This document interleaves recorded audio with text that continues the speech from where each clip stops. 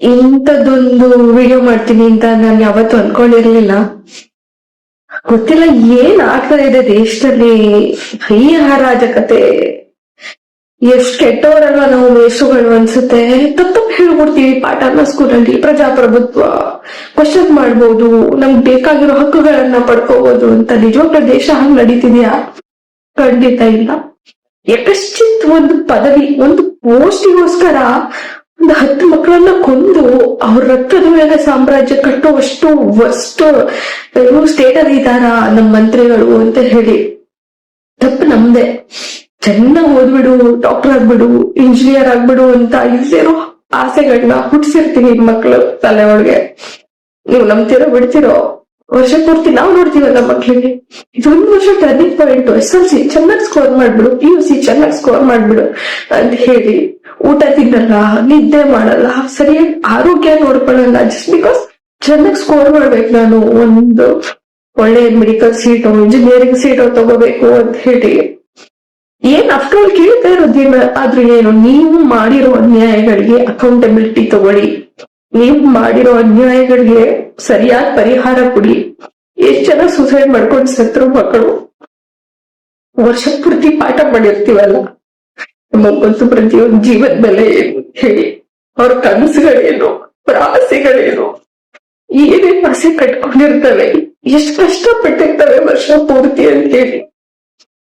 ನಿಜವಾಗ್ಲೂ ಇದಕ್ಕೆ ಯಾರ್ಯಾರು ಅಕೌಂಟೇಬಲ್, ನಿಮ್ ಹೊಟ್ಟೆ ತಣ್ಣಗೆ ನಿಮ್ಗೆ ಒಳ್ಳೆ ಸಾವುಗಳಂತೂ ಬರಲ್ಲ. ಬಟ್ ಈ ತರ ಒಂದು ವಿದ್ಯಾರ್ಥಿಗಳ ಮೇಲೆ ನಾವು ಒಂದು ಏಟ್ ಹೊಡೆದ್ರು ತಪ್ಪಾಯ್ತು ಕಣೋ, ಸಾರಿ ಕಣೋ, ಏನೋ ಕೋಪದಲ್ಲಿ ಹೊಡೆದ್ಬಿಟ್ಟೆ ಅಂತ ತಿಳಿತೀವಿ. ಹೋಗಿ ನೀವು ಹಿಂಗೆ ಸಾಯಿ ಮಟ್ಟ ಹೊಡಿಬೋದಾ, ರಕ್ತ ಬರೋ ಮಟ್ಟ ಹೊಡಿಬೋದಾ ನನ್ಗೆ ಗೊತ್ತಿಲ್ಲ. ಅದನ್ನ ನೋಡ್ತಾ ಇರೋ ತಂದೆ ತಾಯಿಗಳ ಶಾಪನೆ ಬಂದ್ ಬಿಡುತ್ತಾ ಗೊತ್ತಿಲ್ಲ. This is not done, this is not my country. Definitely ಇವತ್ತು ನಮ್ಮ ದೇಶದ ಪರಿಸ್ಥಿತಿ ಎಲ್ಲಿಗೆ ಬಂದಿದ್ಯಪ್ಪ ಅಂತಂದ್ರೆ, ಅವಾಗ ಗಾಂಧೀಜಿ ಬ್ರಿಟಿಷರನ್ನ ಓಡಿಸೋದಕ್ಕೆ ಉಪವಾಸ ಸತ್ಯಾಗ್ರಹ ಮಾಡಿದ್ರು. ಓಕೆ, ಅವರು ಬ್ರಿಟಿಷರು ನಮ್ಮ ಮೇಲೆ ಆಳ್ವಿಕೆ ಮಾಡ್ತಾ ಇದ್ರು.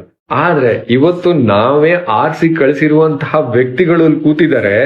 ಅವರಿಗೆ ಒಂದು ರಾಜೀನಾಮೆ ಕೇಳೋದಕ್ಕೋಸ್ಕರ ನಾವು ಉಪವಾಸ ಸತ್ಯಾಗ್ರಹಕ್ಕೆ ಕೂತ್ಕೋಬೇಕು ಅಂತ ಪರಿಸ್ಥಿತಿಗೆ ತಂದಿಟ್ಕೊಂಡ್ಬಿಟ್ಟಿದೀವಿ. ಇಲ್ಲಿ ಯಾವ ರಾಜಕೀಯ ಪಕ್ಷಗಳು ಅಂತ ಬರಲ್ಲ.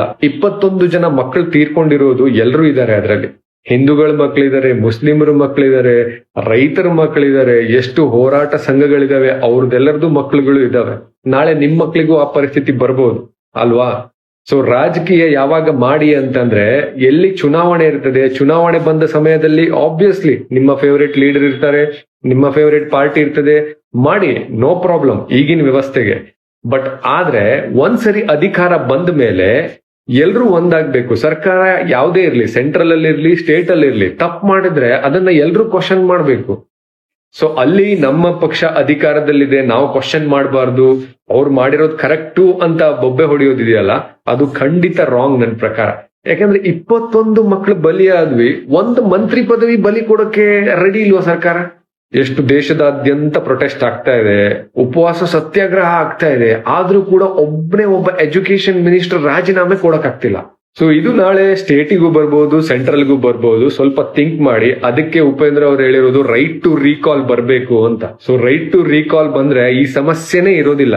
ನೋಡಿ, ನೀವು ಆಯ್ಕೆ ಮಾಡಿರುವವರು, ನೀವು ಆಯ್ಕೆ ಮಾಡುವಾಗ ಚೆನ್ನಾಗಿರ್ಬೋದು, ಆಮೇಲೆ ಅಧಿಕಾರಕ್ಕೆ ಹೋದ್ಮೇಲೆ ಅವ್ರ ತಲೆ ಬೇರೆ ಆಗ್ಬಹುದು. ಅಥವಾ ನಿಮ್ಮ ಹತ್ರ ನಟನೆ ಮಾಡಿರ್ಬೋದು, ಅವರು ನಾನು ಒಳ್ಳೆಯವನು ಅಂತ ನಿಮ್ ತೋರ್ಸ್ಕೊಂಡಿರ್ಬೋದು, ಓಕೆ, ನಿಮ್ಮನ್ನ ನಂಬಿಸಿರ್ಬೋದು.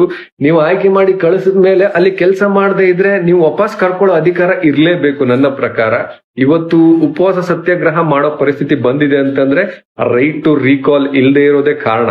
ಯಾಕೆಂದ್ರೆ ಜನರು ಆಯ್ಕೆ ಮಾಡಿ ಕಳಿಸಿದ್ಮೇಲೆ ಜನರವ್ರನ್ನ ವಾಪಸ್ ಕರ್ಸೋ ಅಧಿಕಾರನೂ ಇರ್ಬೇಕು ಅಂತ ನನ್ನ ಒಪಿನಿಯನ್. ನೀವೇನ್ ಹೇಳ್ತೀರಾ? ಮಹಾತ್ಮ ಗಾಂಧಿಗೆ ಏನಾರ ಎಲೆಕ್ಷನ್ ಇದ್ದಿದ್ರೆ ಹೋರಾಟ ಮಾಡೋರ ಸರ್? ಬ್ರಿಟಿಷರು ಭಾರತವನ್ನು ಆಳ್ಬೇಕು, ಆಳಬಾರ್ದ?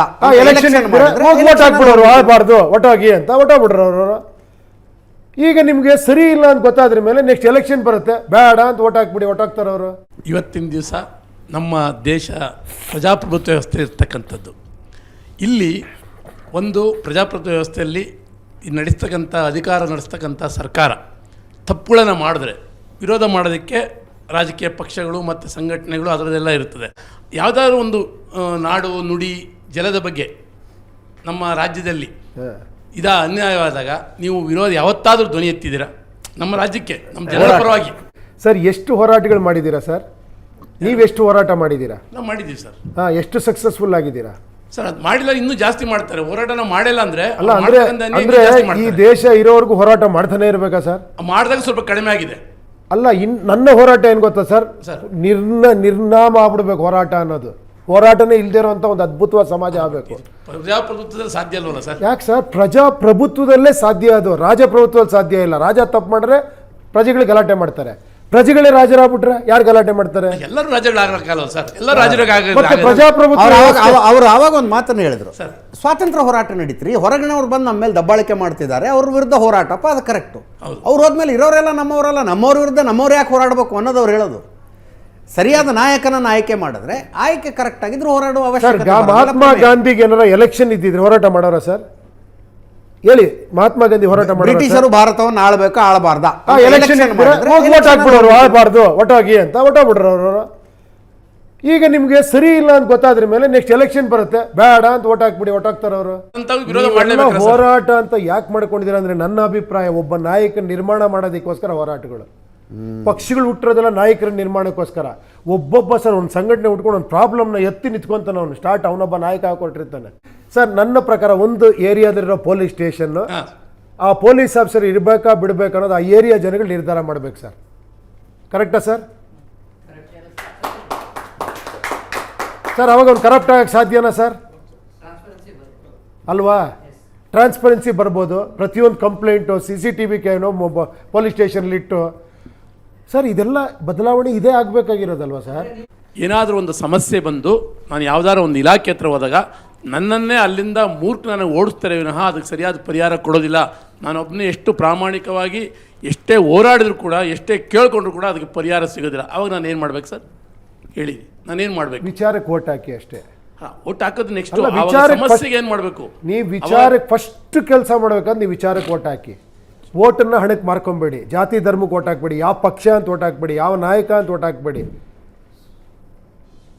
ಇದಾಗತ್ತಾ? ಹೌದೌದು. ಆಗತ್ತಾ? ಹೆಂಗ್ ಆಗುತ್ತಾ ಹೇಳಿ ನೀವು? ಆಗುತ್ತೆ. ಮಾಡಿ. ಮತ್ತೆ ನಾನು ಹೇಳ್ತಿರೋದು ಮತದಾರರು ಪ್ರಭುತ್ವ ಬರಬೇಕು, ಮತದಾರರ ಜವಾಬ್ದಾರಿ ತೊಗೊಬೇಕು ಅನ್ನೋದು ಅಷ್ಟೇ ಸರ್ ನಂದು. ಪ್ರಜಾಕೀಯ ಚಿಹ್ನೆ ಮೇಲೆ 120 ಕ್ಷೇತ್ರಗಳಲ್ಲಿ ಕ್ಯಾಂಡಿಡೇಟ್ಗಳನ್ನು ನಿಲ್ಲಿಸ್ತೀರಿ ಅಂತ ಹೇಳ್ತೀರಿ. ಆ ಕ್ಯಾಂಡಿಡೇಟ್ಗಳನ್ನು ಜನನೇ ಆರಿಸಬೇಕು ಅಂತ ನೀವು ಹೇಳೋದು. ಹೌದು. ಮುಂಚೆನೇ ಪ್ರಜಾಕೀಯದ ಅಭ್ಯರ್ಥಿವನ್ನಾಗಬೇಕು ಅಂತ ಜನ ಆರಿಸಬೇಕು. ಹೌದೌದು ಸರ್. ಓಕೆ, ಅದಾದ ನಂತರ ಆತ ಚುನಾವಣಾ ಖರ್ಚು ಅಂತ ಒಂದಷ್ಟು ಮಾಡಬೇಕಲ್ಲ? ಏನು ಮಾಡಂಗಿಲ್ಲ ಸರ್, ಮಾಡಂಗಿಲ್ಲ. ಬರೀ 9 ಪಾಯಿಂಟ್ನ ಹೇಳ್ಕೊಂಡು ಹೋಗ್ಬೇಕು ಸರ್ ನಾವು. ನೋಡಿ, ಈ 9 ಪಾಯಿಂಟ್ಗೆ ಓಟ್ ಹಾಕಿ ನೀವು. ಯಾವ ವ್ಯಕ್ತಿ ನೋಡ್ಬೇಡಿ, ಪಕ್ಷ ನೋಡ್ಬೇಡಿ, ಯಾರನ್ನು ನೋಡ್ಬೇಡಿ. ಓಕೆ, ಇದೇ ಸಿದ್ಧಾಂತ ಮೇಲೆ ಒಬ್ಬ ಇಂಡಿಪೆಂಡೆಂಟ್ ನಿಂತ್ಕೊಂಡ್ರೆ ಅವನಿಗೂ ಓಟ್ ಹಾಕಿ, ಪರವಾಗಿಲ್ಲ. ಓಕೆ, ಬಟ್ ನಿಮ್ಮ ಜವಾಬ್ದಾರಿ ತೊಗೊಬೇಕು ನೀವು. ನಿಮ್ಮ ಕ್ಯಾಂಡಿಡೇಟ್ ಹಿಂಗೆ ಹೇಳ್ಕೊಂಡು 9 ಪಾಯಿಂಟು ಅಂತಿರ್ತಾರೆ ಸರ್. ಅಲ್ಲಿ BJP ಅವರು, JDSನವರು, ಕಾಂಗ್ರೆಸ್ನವರು ಅದ್ದೂರಿ ಎಲೆಕ್ಷನ್ ಮಾಡ್ತಿರ್ತಾರೆ. ಮಾಡಲಿ ಸರ್, ಅದೇ ಅಟ್ರಾಕ್ಟಿವ್ ಆಗಿದ್ರೆ ಮಾಸ್ ಫಿಲಮ್ ಥರ ಅದನ್ನೇ ನೋಡಲಿ. ನಮ್ದೊಂದು ಕ್ಲಾಸ್ ಫಿಲಮ್ ಹಾಕಿಲಿ.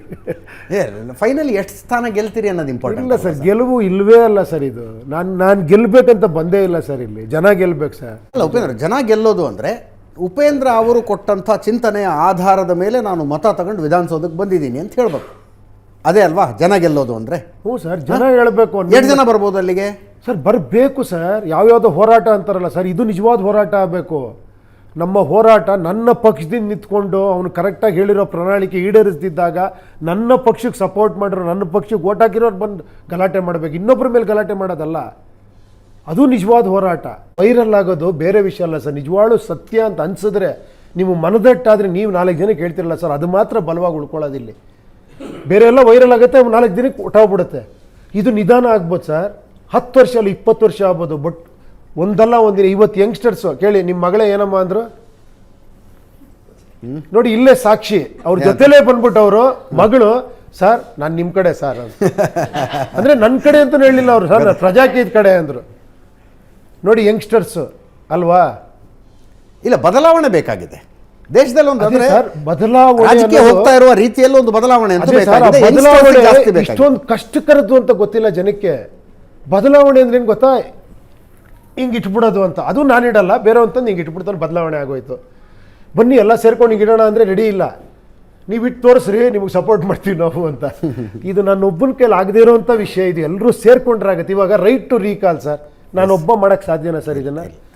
ಒಂದು ಕ್ಷೇತ್ರದಲ್ಲಿ ಎಲ್ಲ ನಿಂತ್ಕೊಂಡು ನೋಡಿ ನಮ್ಗೆ ಈ ಐಡಿಯಾಲಜಿಗೆ ನಾವು ಓಟ್ ಹಾಕಿದ್ದೀವಿ, ನಾವು ದುಡ್ಡು ಇಸ್ಕೊಂಡು ಓಟ್ ಹಾಕಿಲ್ಲ, ನಾವು ಯಾವುದೇ ಬೇರೆ ಈ 9 ಪಾಯಿಂಟ್ಗೆ ಓಟ್ ಹಾಕಿದ್ದೀವಿ, ನಾವು ಇವನು ಅದಕ್ಕೆ ಕರೆಕ್ಟಾಗಿ ಕೆಲಸ ಮಾಡ್ತಿಲ್ಲ, ಇವನ್ನ ಕೆಳಗೆ ಇಳಿಸ್ಬೇಕು ಅಂತ ನಾನೇ ಜನಗಳ ಜೊತೆ ಹೋಗಿ ಹೋರಾಟ ಮಾಡೋನು ಇಳಿಸಿದ್ವಿ ಅನ್ಕೊಳ್ಳಿ, ಅದು ಒಂದು ಸುದ್ದಿ ಆಗುತ್ತೆ ನ್ಯಾಷನಲ್ ಲೆವೆಲಲ್ಲಿ. ಡೆಫಿನೆಟ್ ಅಲ್ವಾ? ಅವಾಗ ಒಂದು ರೈಟ್ ಟು ರೀಕಾಲ್ ಬರುತ್ತೆ. ರೈಟ್ ಟು ರೀಕಾಲ್ ಬಂದಾಗ ಒಳ್ಳೊಳ್ಳೆ ವ್ಯಕ್ತಿಗಳು ಬರ್ತಾರೆ ಇಲ್ಲಿ ಕೆಲಸ ಮಾಡೋವಂಥವ್ರು.